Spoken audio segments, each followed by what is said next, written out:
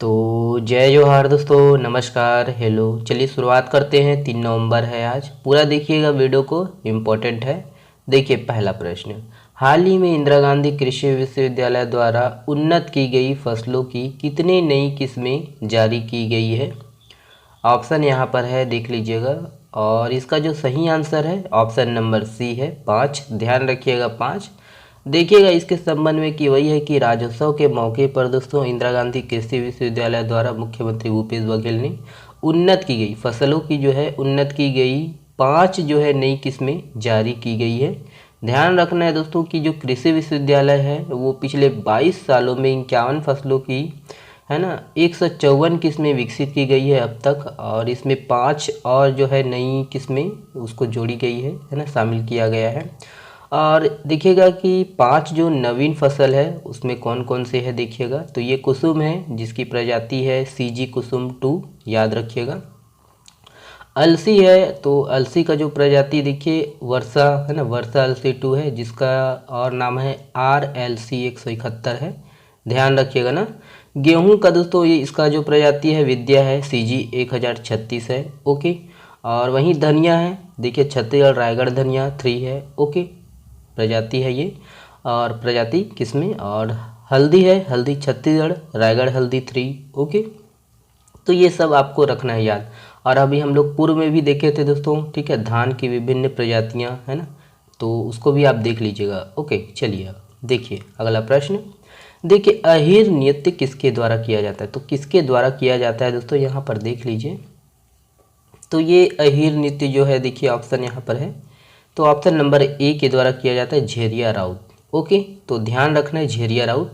तो बलौदाबाजार सुहेला में अभी अहीर नृत्य महोत्सव का शुभारंभ किया गया है। और ये जो है नृत्य झेरिया है ना, झेरिया यादव या झेरिया राउत उसके द्वारा मनाया जाता है, ध्यान रखना है। इस नृत्य में दोस्तों 2 दर्जन से अधिक जो है अहीर नर्तक टोलियां बनाकर नृत्य करते हैं, ध्यान दीजिएगा ना। नेक्स्ट देखिएगा ये है, देखिए निम्नलिखित में से किस किसान को बागवानी मूल्य श्रृंखला को विस्तार अवसर एवं संभावनाएं विषय पर कार्य करने हेतु सम्मानित किया गया है। तो कौन से किसान है दोस्तों, यहाँ पर देख लीजिएगा, ऑप्शन यहाँ पर है। और जो सही आंसर है दोस्तों ऑप्शन नंबर आपका डी सही है, विपुल परमार, ध्यान दीजिएगा ना, विपुल परमार। तो देखिएगा इसके संबंध में वही है, देखिए राष्ट्रीय बागवानी बोर्ड नई दिल्ली द्वारा पुणे में आयोजित एक समारोह में छत्तीसगढ़ दुर्ग जिले के जो है किसान विपुल परमार को कृषि मंत्री नरेंद्र सिंह तोमर ने बागवानी मूल्य श्रृंखला को विस्तार देने है ना अवसर संभावनाएं विषय पर कार्य करने हेतु उनको जो है सम्मानित किया गया है। और इस समारोह में दोस्तों देश भर के जो है 19 किसानों को सम्मानित किया गया है, जिसमें छत्तीसगढ़ के एकमात्र नाम किनका है ना, विपुल परमार जी का है, ध्यान दीजिएगा ना। अगला देखिएगा कि यही है, देखिए कि विपुल परमार दुर्ग जिले के धमधा रोड में नर्सरी का संचालन करते हैं और बागवानी एवं कृषि के क्षेत्र में नित्य नई नई दोस्तों संभावनाएं एवं शोध करते हैं, ध्यान दीजिएगा, है ना। और देखिएगा कि कार्यक्रम का जो है आयोजन केंद्रीय कृषि एवं किसान कल्याण मंत्रालय ने किया था, ओके। चलिए देखिएगा ये वाला प्रश्न इंपॉर्टेंट है, ध्यान दीजिएगा दोस्तों, बहुत इंपॉर्टेंट है। डांड पानी परियोजना का संबंध छत्तीसगढ़ के किस जिले से है, तो किस जिले से है दोस्तों, यहाँ पर देख लीजिएगा, ऑप्शन है। हम लोग इसका ट्रिक भी देखेंगे, है ना। तो देखिएगा ऑप्शन सही है, कौन सा, ऑप्शन नंबर ए सही है दोस्तों, जसपुर। तो कैसे रिलेट करिएगा, तो यहाँ पर देख लीजिए डांड पानी है ना, पानी है और यहाँ पर जस है, ठीक है। तो देखिए पानी किसके लिए उपयोग किए जाते हैं, जस के लिए उपयोग किए जाते हैं। पानी कहीं भी होता है दोस्तों जस के लिए होता है, तो हमेशा के लिए याद रखिएगा, जब भी आप देखेंगे डांड पानी को तो यहाँ पर पानी है, और पानी को देखने से आपको याद हो जाएगा जस, ओके।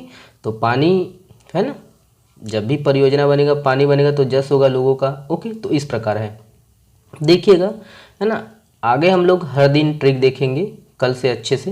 तो देखिएगा कि जसपुर जिला में कुनकुरी ब्लॉक से 6 किलोमीटर की दूरी पर डांड पानी परियोजना अंतर्गत दोस्तों इब नदी पर ये वृहद बांध बनाया जाएगा, याद रखना है ना। किस जिले में, जसपुर जिले में, कुनकुरी ब्लॉक के अंतर्गत। और ये जो सिंचाई परियोजना है 1600 करोड़ की लागत से तैयार होगी, ध्यान दीजिएगा।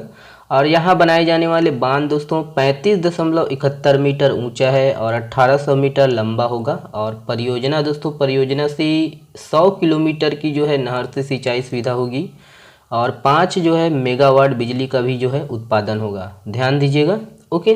और राज्योत्सव में दोस्तों देखिए, जल संसाधन विभाग ने डांड पानी वृहद जलाशय परियोजना का जो है मॉडल प्रदर्शन किया था और इस योजना के है ना पूरा होने पर जिले के 104 गांव के लगभग देखिए 37,741 किसानों को ये सिंचाई सुविधा का जो है लाभ मिलेगा।